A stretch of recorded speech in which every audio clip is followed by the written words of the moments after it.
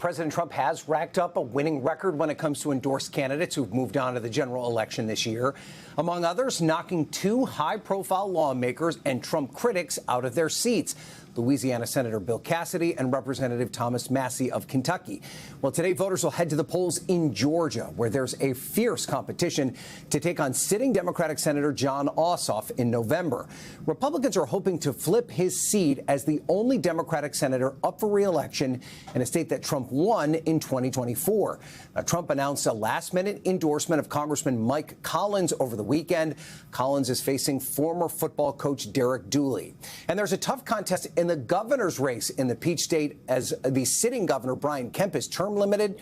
Lieutenant Governor Burt Jones has Trump's endorsement and is facing a political outsider, billionaire businessman Rick Jackson, who spent a whopping $93 million of his own money in the race.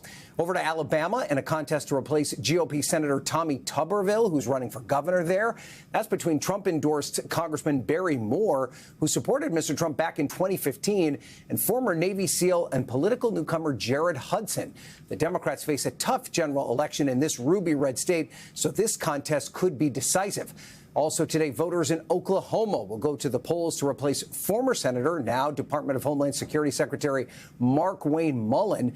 In a state where Trump won in 2024 by 34 points, 5 candidates are running on the GOP side, with the Trump-endorsed Representative Kevin Hern, who's far outraised his opponents, having a good shot at grabbing the nomination. Willie? We're talking primary season here, looking ahead to the fall. Do we have a sense for where voters are thinking they want Congress to be controlled? It doesn't tell the whole story, Willie, but our NBC News poll found that 49% of registered voters prefer to see Democrats control Congress following November's midterms, compared to 44% who prefer Republican control. And that hasn't swayed much in recent months. A similar poll back in March found Democrats with a 6-point lead as both parties fight for control of Congress. Willie? Long way to November. Ryan, thanks so much.